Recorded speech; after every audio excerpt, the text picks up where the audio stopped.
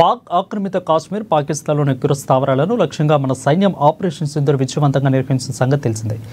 దీని గురించి రక్షణ నిఘా సంస్థ DG lieutenant general DS Rana 70 దేశాల దౌత్యాధికారులకు వివరించారు.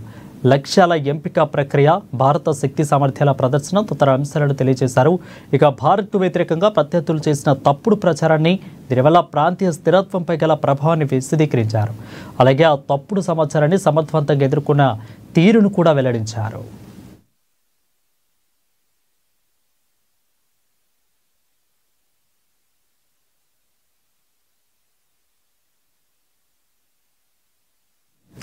ఇక ఉగ్ర ముఠాలకు కూడా అండగా ఉంటూ సీమాంతర ఉగ్రవాదాన్ని ప్రోత్సహిస్తున్న పాకిస్తాన్కు భారత్ గట్టిగా బుద్ధి చెప్పింది.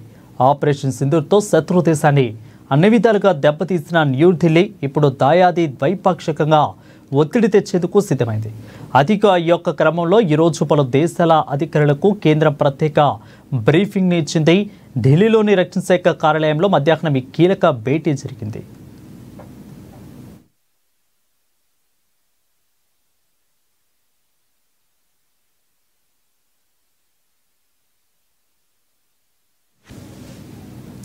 ఇక కేంద్ర మంత్రి వర్గం సమావేశం కానుంది. ఆపరేషన్ సింధూర్ నేపథ్యంలో ఈ భేటీకి ప్రాధాన్యం సంతరించుకుంది.